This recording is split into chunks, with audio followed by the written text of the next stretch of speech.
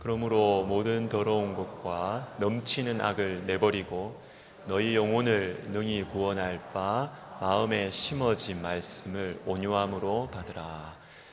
야고보서 1장 21절 말씀. 아멘. 우리 다시 합니다. 그러므로 모든 더러운 것과 넘치는 악을 내버리고 너희 영혼을 능히 구원할 바 마음에 심어진 말씀을 온유함으로 받으라. 야고보서 1장 21절 말씀. 아멘. 우리 눈을 감고 눈을 감고 해보겠습니다. 시작.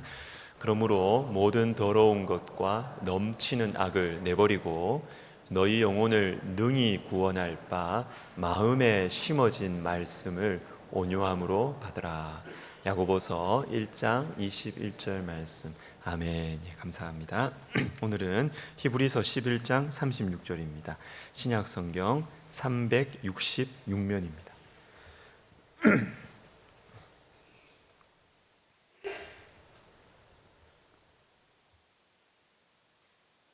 히브리서 11장 36절 우리 같이 읽겠습니다. 또 어떤 이들은 조롱과 채찍질 뿐 아니라 결박과 옥에 갇히는 시련도 받았으며. 아멘. 기도하겠습니다. 하나님 아버지, 참 감사합니다. 우리의 남은 인생이 1년일지 한 달일지 주님 인생에 외면할 수 없는 사실을, 그리고 그럼에도 불구하고 우리가 소망을 가지고 살아갈 수 있는 예수 그리스도 주님, 이런 은혜를, 이런 참된 지혜를 우리가 알게 해주시고 찬양으로 들을 수 있게 해주셔서 너무나 감사를 드립니다. 하나님, 오늘도 주의 말씀을 우리가 들을 텐데 주님, 정말 분명하게 우리를 살리는 말씀, 우리를 정말 위하는 사랑의 음성 우리가 듣게 하여 주시옵소서. 우리 또 건주 형제, 우리 교회에서 많은 고민이 많은 청년 시절 예수님 만나서 믿음으로 또 힘있게 또 나누며 살아가는 우리 건주 형제 되게 하옵소서. 예수님의 이름으로 기도드립니다. 아멘. 자, 오늘 설교의 제목은 보이지 않는 히스토리인데요. 일부러 역사라는 말을 안 하고 영어로 이제 히스토리 이렇게 해봤습니다. 왜냐하면 작년에 권성수 목사님께서 정리를 해주셨을 건데, 교회 안에서 많이 쓰는 단어 역사라는 말이 있어요. 성령의 역사, 하나님 역사하여 주십시오.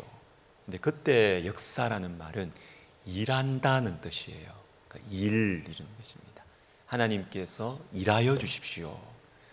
자, 그런데 오늘은 이 역사라는 말을 우리가 보편적으로 교회 밖에서 쓰는 이 역사, 히스토리, 그거에 대해서 좀 이야기를 하려고 합니다. 근데 여러분 어떠세요? 히스토리, 보이지 않는 히스토리 이렇게 하면 좀 마음이 좀 다치시죠? 히스토리 이러면 징기스칸이 생각나지 않습니까? 시저가 생각이 나지 않습니까? 뭔가 좀 대단한 사람들, 좀 유명한 사람들에게 해당되는 것이 역사, 히스토리지, 나같이 소박하고 그냥 평범한 사람에게 무슨 역사가 의미가 있는가, 이런 생각이 드실 거예요. 그런데 이 역사, 히스토리를 조금 더 넓게 한번 생각해 보시면 사람들의 평가죠. 사람들의 판단입니다. 여론이라고 볼 수 있습니다. 여러분, 사람들이 나를 어떻게 볼까? 우리 집안에 일어난 이 일을 사람들이 어떻게 볼까? 여러분, 거기에 저나 여러분이나 굉장히 예민하지 않습니까? 자, 오늘은 히스토리 이야기를 좀 해보겠습니다. 지난주 기도원에서 혼자 이렇게 좀 지내다가 산책을 몇 번 했는데, 산책을 하면서 여러분과 떨어져 있어도 제 마음 속에는 도대체 내가 목회를 제대로 하고 있는 것일까? 나는 도대체 무슨 일을 하는 사람일까? 이런 고민을 하게 되었습니다. 여러분, 떨어져 있어도 제 마음 속에는 여러분의 고민, 여러분의 아픔, 이것이 제 안에 이렇게 늘 이렇게 돌아다니고 있습니다. 한 가지가 생각이 났습니다. 나는 뭘 하는 사람일까? 그것은 보이지 않는 히스토리, 보이지 않는 이 하나님의 역사를 여러분들에게 좀 크게 보여줄 수 있는, 이것이 확실한 길이라고 크게 보여주는 것, 그것을 위해서 때로는 위로하고 격려하고 때로는 도전하면서 보이지 않는 히스토리가 있다고, 이것이 제 사명이 아닌가라는 생각이 들었습니다. 또 여러분, 이런 생각 드실 수도 있어요. 아니, 목사님, 보이지 않는 히스토리가 무슨 소용이 있습니까? 무슨 소용이 있습니까? 저 눈에 보이는 사람들이 다 나를 이렇게 판단하고 있는데, 다 나를 이렇게 보고 있는데, 보이지 않는 하나님의 히스토리, 그것이 무슨 소용이 있습니까? 오늘 본문 히브리서 11장 36절 말씀은 제가 몇 년 전에, 여러분, 김다니엘 선교사님이라고 아십니까? 미국 육사 출신의, 이게 막 딱 보면 이렇게 깍두기처럼 생겼어요.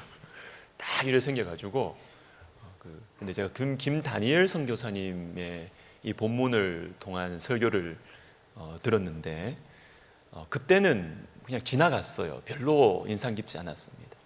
그런데 시간이 지나가면 지나갈수록 문득 이 본문과 그 메시지가 생각이 납니다. 또 어떤 이들은 조롱과 채찍질뿐 아니라 결박과 옥에 갇히는 시련도 받았으며, 조롱을 받았습니다. 예수님 때문에 말이죠. 예수님 때문에 채찍질도 받았습니다. 옥에 갇히기도 했습니다. 고생했잖아요. 그러면 이름 한 줄 넣어주시면 안 돼요? 앞에 나왔잖아요. 믿음으로 아브라함은, 히브리서 11장, 믿음으로 야곱은, 믿음으로 다윗은, 이 사람들도 예수님 때문에 조롱을 받았잖아요. 예수님 때문에, 그 믿음 때문에 부글부글 거려도 용서하고 사랑하고 견뎠잖아요. 맞았잖아요. 그러면 나도 믿음으로 곽인섭은 이렇게 이름 하나 남겨주시면 안 됩니까? 그런데 믿음으로 어떤 이들은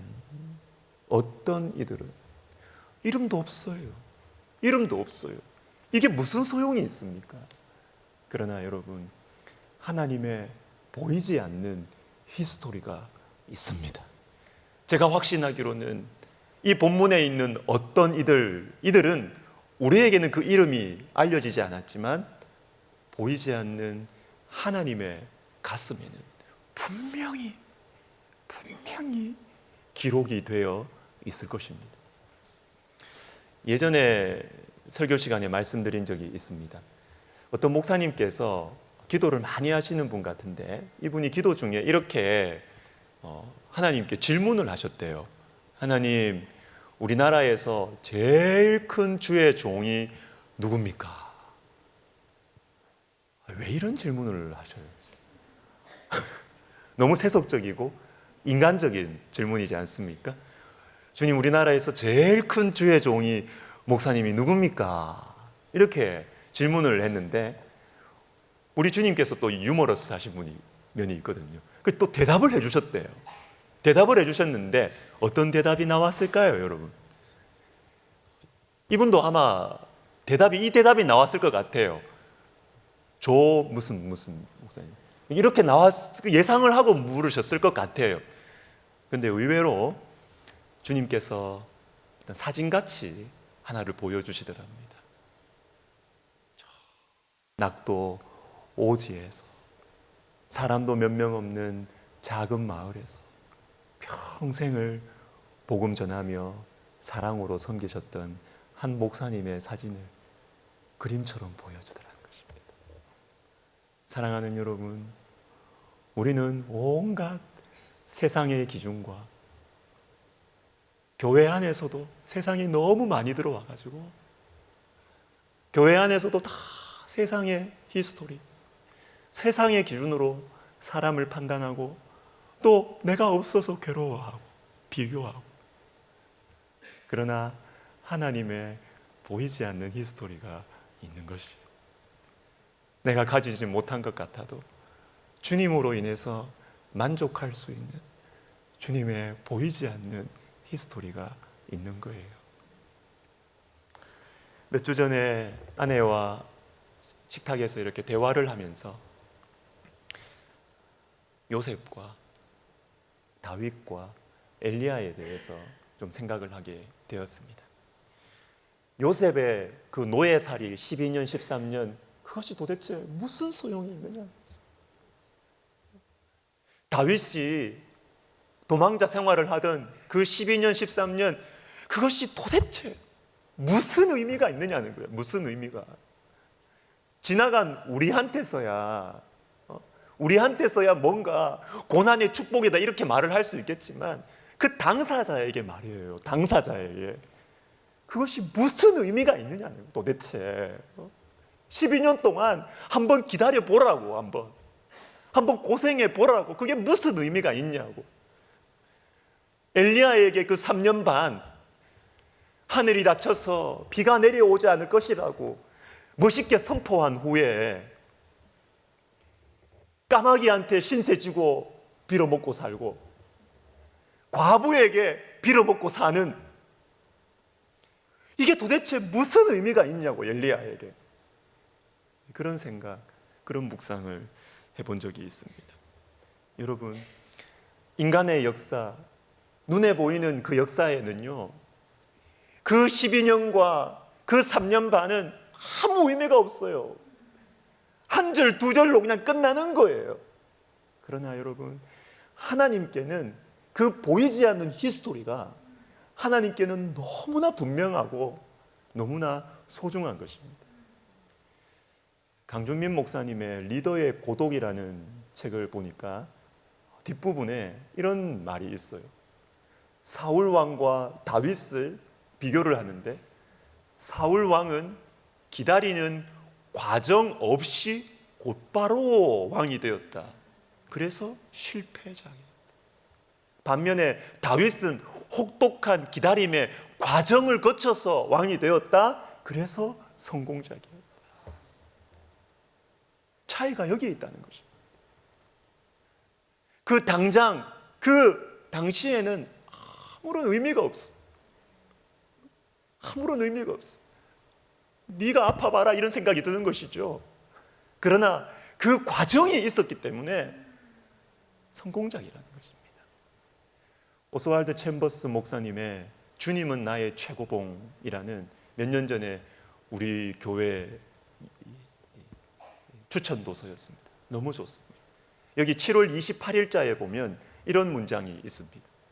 우리가 과정이라고 부르는 것을 하나님께서는 목적이라고 부르십니다.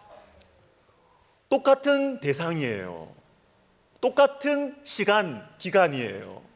그런데 우리는 그것을 보고 과정이다라고 불러요. 과정이다.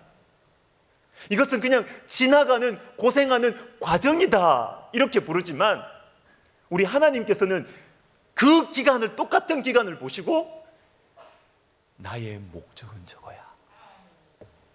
너를 향한 나의 목적은 바로 저기야. 주님 그렇게 말씀하시는 거예요. 여러분, 하나님의 히스토리와 사람의 히스토리는 일치하지 않습니다. 일치하지 않습니다. 이것을 제가 여러분들에게 보여주는 것, 보이지 않는 히스토리를 중요하게 생각하면서 살아가도록 격려하고 도전하는 것, 그것이 제가 해야 될 일인 것 같아요. 기도원을 오고 가면서 그리고 기도원에 머물면서 참 귀한 한 선교사님을 알게 되었습니다. 유튜브를 통해서. 여자 선교사님이신데 이분의 설교를 여러 편 들었습니다. 허운석 선교사님이라는 분이세요. 아마존 인디오들에게 복음을 전하신 분이신데, 남편이신 이 김철기 선교사님께서는 2012년 언더우드 선교상을 받으셨습니다. 언더우드 선교상은 제가 이렇게 대충 기사를 보면 이게 선교사님들한테는 가장 좀 권위 있는 선교상인 것 같아요. 그 상을 받았습니다. 그런데 이 아내인 이 허운석 선교사님께서는 2013년 9월 12일에 향년 60세로 폐암으로 천국에 먼저 가셨어요. 기도원에 올라가는 그 차 안에서 이 허 선교사님께서 생전에 말기 암 투병을 하시면서 이 장까지 다 이렇게 전이가 돼가지고 서 있을 수조차 없는데 주님께서 강단에 서면 몇 시간씩 서 있게 하시는 거예요. 그래서 그 생전에 설교하신 십자가의 삶을 살아내야 합니다라는 설교를 들으면서 올라갔습니다. 제가 들으면서 너무 신선한 충격이었어요. 너무 신선한 충격이었어요. 표현은 굉장히 거칩니다. 그리고 신학자들께서 들으시면 이거는 여기서 치우쳤다, 여기서 문제가 있다, 지적할 게 여러 군데 있어요. 그런데 너무너무 순결한 메시지, 주님을 정말 아는 분의 메시지였습니다. 우리의 신앙생활을 수정해야 된다. 우리의 자존심이 마귀의 성품이다. 십자가의 삶을 강조해야 한다. 이분이 은사가 많거든요. 워낙 금식을 많이 하시고 이분이 사역하시는 그 아마존에서 부흥의 역사가 일어났어요. 그래서 이분이 예언, 방언 이 정도가 아니라 사람을 딱 만나서 대화를 해보면 이 사람의 중심이 어떤지를 볼 수 있는 투시의 은사까지 가지고 있는 분이에요. 그럼에도 불구하고 이분이 뭐라고 이야기하느냐 하면, 어떤 사람의 미래를 봤다느니 무슨 예언을 한다느니 이런 것 좀 하지 말고 자기를 부인하고 십자가를 따라가라. 다른 사람의 연약함이 보이면 그것이 바로 내 모습이라고 생각해라. 이런 메시지를 막 가감없이 막 하시는데, 제가 이 말씀을 들으면서 깜짝깜짝 놀라고, 또는 막 웃음이 나요. 너무 막 우리 감추고 있는 걸 너무 막 잘 찔러셔가지고 막 웃음이 나고, 때로는 기도하고 싶어서 기도하고, 그러다가 한 표현이 제 마음에 다가왔습니다.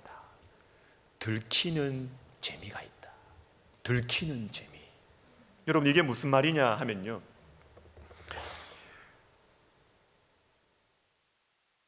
자기 마음이 상하는 어떤 사건이 터지거나 내 마음을 막 불편하게 찌르는 불편한 사람, 안 맞는 사람, 내 속 부글거리게 하는 사람, 이 사람 만나면 이분은 너무너무 기쁘대요. 마음에 상처 주는 사람 만나면 너무너무 기쁘대요. 왜냐하면 아마존에서 복음을 20년 동안 전하고 암까지 얻고 이렇게 하니까 사람들이 훌륭한 선교사다, 존경을 하더라는 것입니다. 그래서 내가 좀 괜찮은 사람인 것처럼 그렇게 생각하고 있는데, 불편한 사람 만나면 내 속에 감추어졌던 이 죄성이 부글부글 거리기 시작하더라는 것입니다. 난 좀 괜찮은 사람인 줄 알았는데 이 완전 개판이야. 내가 개판이라는 것이 마음속에서 드러나기 시작하는 것입니다. 그러니까 주님 앞에 회개하게 되더라는 것입니다. 그러니까 주님의 십자가가 나를 위한 것이구나, 이게 보이더라는 것입니다. 십자가가 남을 위한 것이 아니라, 십자가가 초신자를 위한 것이 아니라 나를 위한 것이구나. 예수님이 나를 위한 피를 흘리셨구나. 십자가가 가까워지게 되고, 기도하게 되고, 회개하게 되고, 그래서 들키는 재미가 쏠쏠하다는 것입니다. 이분이 들키는 재미가 쏠쏠하다는 것입니다. 사랑하는 성도 여러분, 우리는 눈에 보이는 외모를 봅니다. 실력을 보고 일을 봅니다. 그러나 하나님은요, 눈에 보이지 않는 우리 마음의 죄를 보십니다. 진짜입니다, 진짜. 우리 마음 속에 있는 숨은 동기를 보십니다. 편한 사람들하고 지낼 때, 내가 원하는 대로 일이 풀릴 때는 나는 괜찮은 사람인 것처럼 살아요. 착각이에요. 그게 우리 영혼을 죽여요. 그런데 우리가 불편한 사람을 만나고 내가 못마땅한 상황이 만났을 때 우리 안에 또아리를 틀고 있는 우리의 죄가 부글거리기 시작합니다. 본색을 드러내기 시작합니다. 진정으로 회개하기 시작합니다. 그게 우리가 사는 길이에요. 그래서 이분이 권면합니다. 신앙생활 열심히 하래요. 교회 봉사 열심히 하래요. 왜요? 내 안에 죄가 튀어나와야 된대요. 봉사하다 보면 이래 부딪히고 저래 부딪히시죠, 여러분? 삼부성가대 괜찮아요? 엘토 잘 지내요, 서로? 서로 하다 보면 마음에 안 드는 사람들 생기죠. 부딪혀야 돼요. 교회 봉사하면서 부딪혀야 돼요. 그래야 내 인격이 이것밖에 안 되는구나, 그걸 알아야 돼요. 내가 이렇게 사랑이 없는 인간이구나 알아야 돼요. 그래야 기도해요. 그래야 회개해요. 그래야 주님의 십자가가 가까이 다가오게 되는 것이에요. 그래야 우리가 살고 우리 영혼이 정결해지는 것이에요. 마태복음 7장에 보면 유명한 말씀이 있습니다. 우리 같이 한번 읽어볼까요?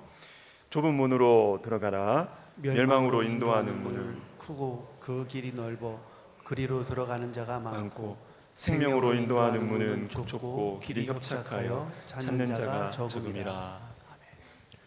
허성 교사님께서 이렇게 이야기해요. 나의 사명은 성도들을 좁은 문으로 인도하는 것입니다. 제가 그 부분을 들으면서 막 웃었어요. 혼자 막 웃었어요. 왜 웃었을까요? 왜 웃었을까요? 너무 성경적인 멘트여서 속이 시원해서 웃었을 뿐만 아니라 제가 웃은 이유 또 하나가 있어요. 이분이 목회를 모르시는구나. 제가 그것 때문에 웃었어요. 이분은 역시 선교사님이라서 목회를 모르시는구나. 성도들을 자꾸 좁은 문으로 인도하는 메시지 전하면 교회가 성장을 안 한다고, 사람들 다 떠나간다고. 이분이 목회를 모르시는구나. 제가 그 마음이 제 속에 들켰어요. 들켜서 제가 혼자 막 웃었어요. 혼자 웃었어요. 그러면서 생각에 잠겼어요. 나는 우리 성도들을 어디로 인도하나? 어디로 인도하나? 주님은 분명히 말씀하셨는데 좁은 문은 생명으로 인도하는 곳이라고. 길이 협착하고 찾는 사람이 없어요. 너무 거칠고 투덜투덜하니까, 가면 상처받으니까, 가면 손해봐야 되니까, 용서해야 되니까 그 길로 안 가요.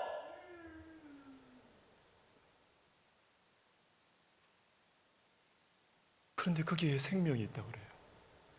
그런데 넓은 길은 찾는 사람 많아요. 예수님 따라온 사람들에게 지금 하시는 말씀입니다. 사람들이 좋아해요.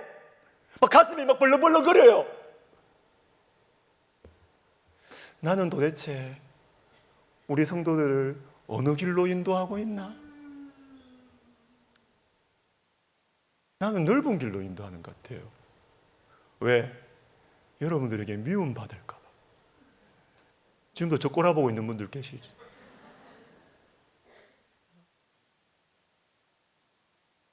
여러분들에게 존경받지 못할까 봐. 사랑 없는 목사라고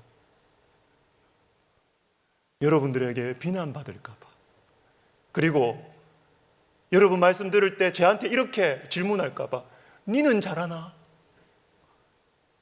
목사님 당신은 합니까? 이 질문 제가 두려워서 저는 좁은 문을, 좁은 길을 말을 못하는 게 아닐까, 그런 생각이 들었어요. 그런데 여러분, 그럼에도 불구하고 제가 우리 교회를 섬기면서 참 마음에 위로를 느끼고 보람을 느낄 때가 있습니다. 그것은 애매히 고난받으시는 성도들을 만날 때입니다. 애매히 고난받는다는 것이 무엇입니까? 오늘 말씀의 맥락 속에서 설명을 드리면 하나님의 보이지 않는 히스토리를, 사람들의 보이는 여론과 평판과 판단과 비난보다 보이지 않는 주님의 히스토리를 따라가는 것, 그것이 애매히 고난받는 거예요. 제가 그런 분들을 가끔 만나요, 우리 교회에서. 그러면 제 마음이 너무 감사해요. 주님께서 이 부족한 목사를 통해서 과분한 일을 우리 교회 가운데 행하고 계시는구나. 분명히 처한 상황은 원망을 해야 되는 상황인데, 분명히 처한 상황은 너무나 억울한 상황인데 믿음으로 이겨내는 거예요. 앞을 모르는데 견디는 거예요. 주님을 바라보고 품으려고 애쓰는 거예요. 그런 영혼들 보면 제 마음에 큰 보람이죠. 하나님의 보이지 않는 히스토리, 이것이 우리 가운데 보이는 것이에요. 말씀을 마무리하겠는데요, 오늘 설교를 준비하면서 제가 가요가 하나가 생각이 났습니다. 이게 또 찬양이 생각나야 되는데 가요가 찬양도 생각났어요. 좀 이따 부를 거예요. 가요가, 무슨 가요가 생각이 났냐면 유재하 씨의 가리워진 길.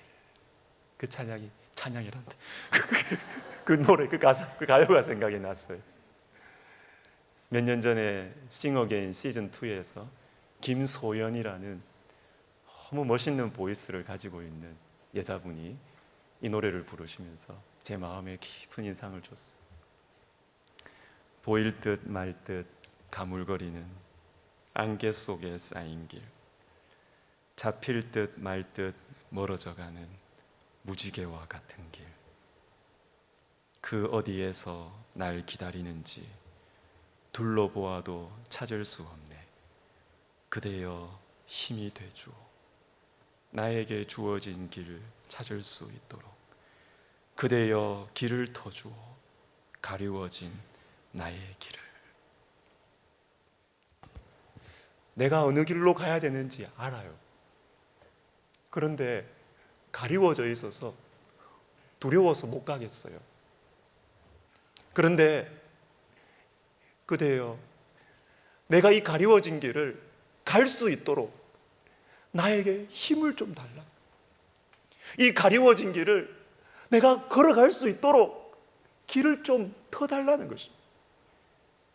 여기에 나오는 그대, 저에게는 우리 주님이십니다. 사랑하는 여러분, 보이지 않는 히스토리, 이 길로 가십시다. 이 길로 한 걸음이라도 한번 내디뎌 보십시다. 주님께서 힘을 주실 거예요. 우리의 그대, 저는 주님을 홀로님이라고 잘 부르는데 나의 유일한 홀로님이신 우리 주님께서 우리의 이 믿음의 길을 한 걸음 내디딜 때 주님께서 그 길을 터주시고 열어주실 것입니다. 아멘. 우리 찬양합시다. 모든 상황 속에서 주를 찬양할지라. 내 영혼이 확정되었습니다. 믿음의 눈을 들겠습니다. 우리 같이 찬양하겠습니다.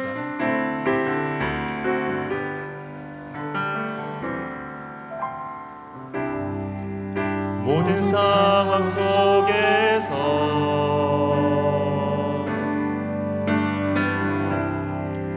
주 찬양할지라.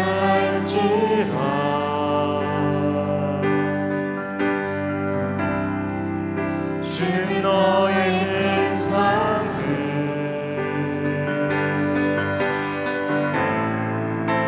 큰 도움이시라.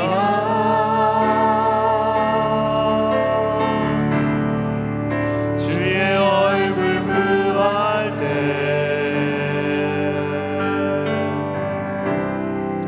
주의 영을 부으사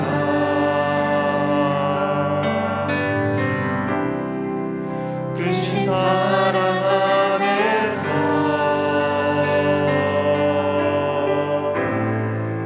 주를 보게 하소서.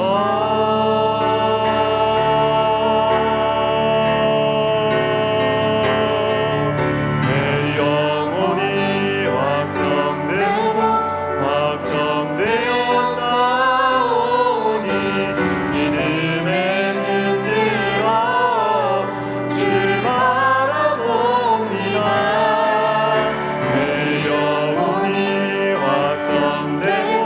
확정되어 싸우니 믿음에 흔들어 주를 바라봅니다. 같이 우리 기도하겠습니다. 여러분, 하나님의 히스토리,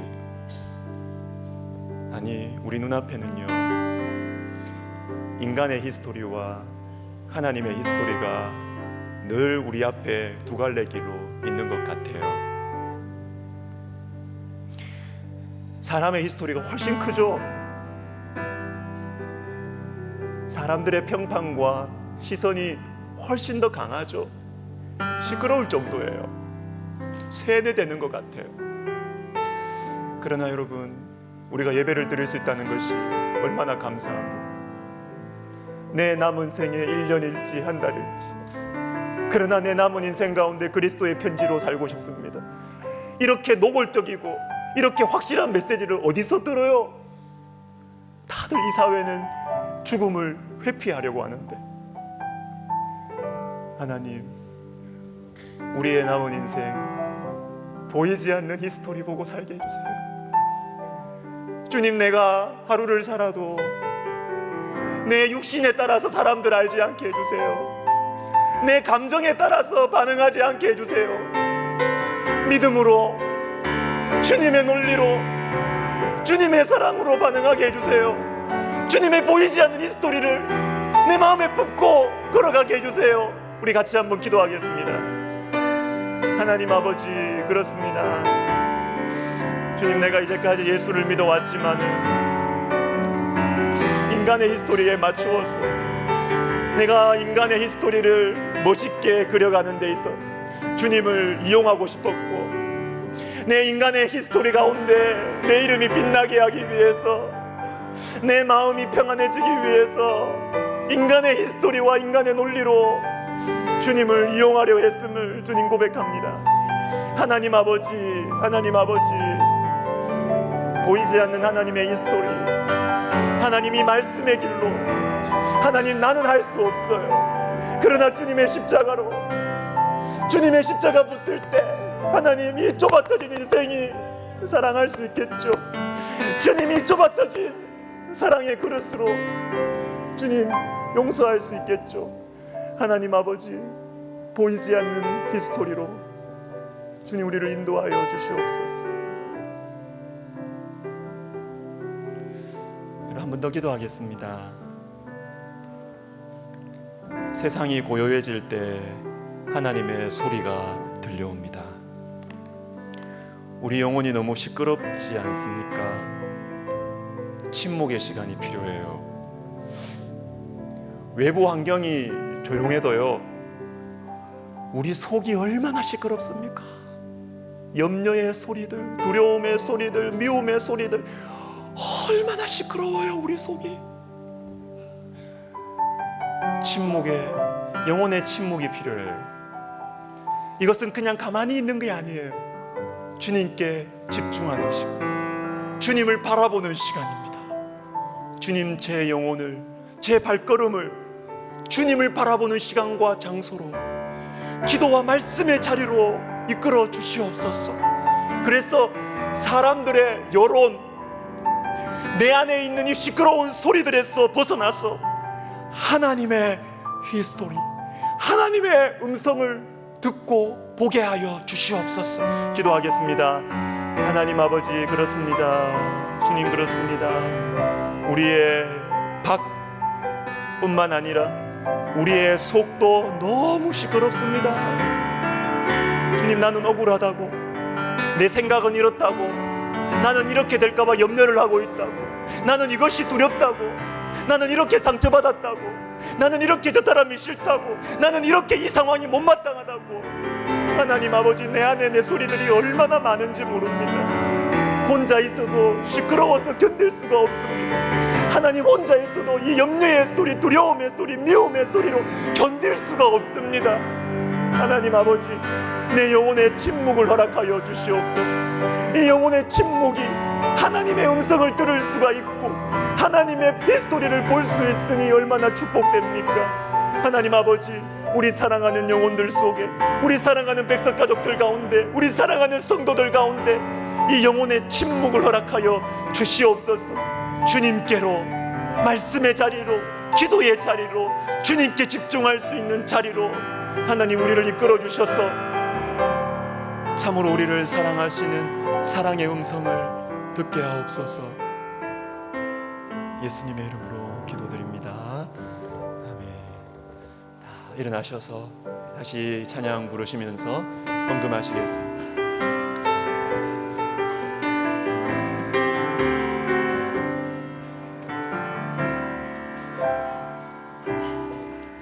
모든 상황 속에서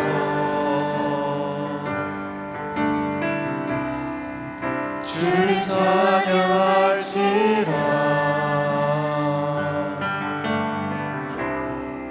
주는 너의 근상들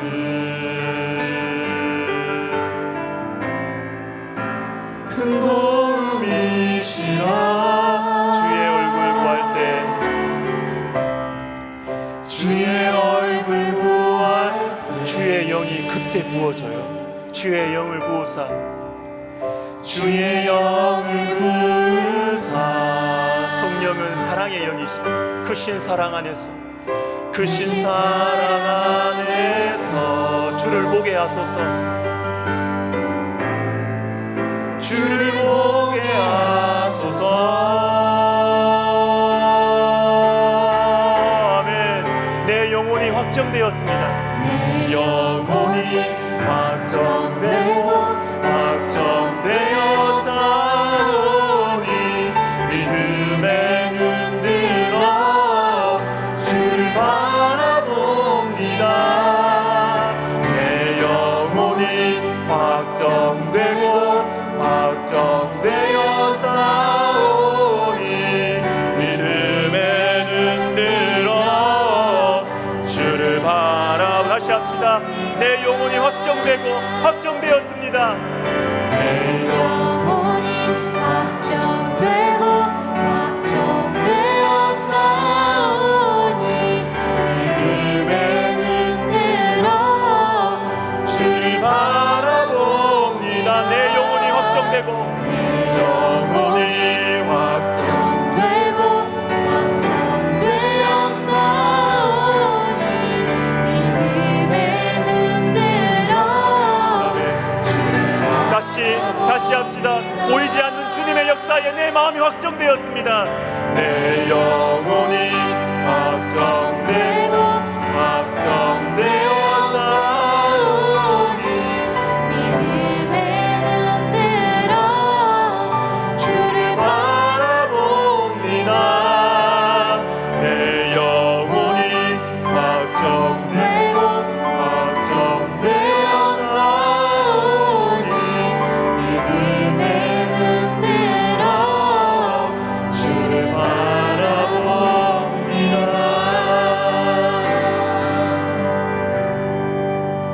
하나님 아버지, 애매히 고난받아 마음 깊은 곳에서 흐르는 눈물 한 방울 흐를 때가 있습니다.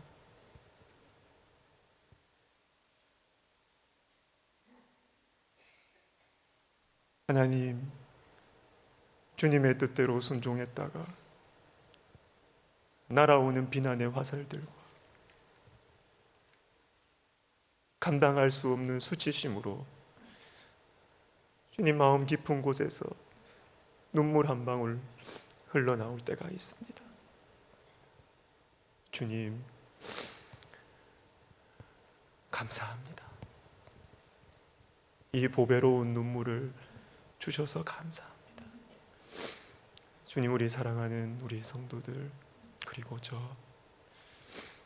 주님, 이 눈물을 흘리면서 살아가는 정말 예수님의 사람들 되게 하여 주시옵소서. 그래서 어느 곳에 처하든지 어떤 영혼들을 만나든지 주님의 축복의 통로로, 주님의 편지로 넉넉히 복음을 전하고 사랑으로 섬길 수 있는 우리 모든 성도님들 되게 하여 주시옵소서.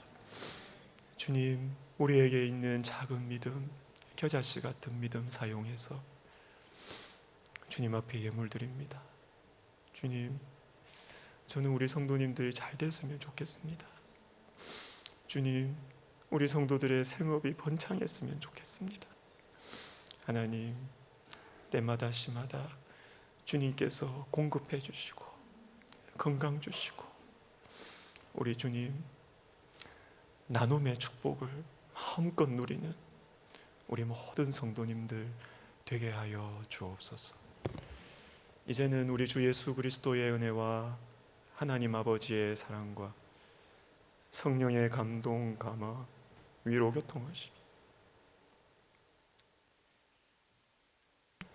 주님을 사랑하기를 원하는 모든 영혼들 머리 위에, 그리고 우리 교회와 우리 학원과 우리 총회 위에 이제로부터 영원토록 함께 있을지어다. 아멘.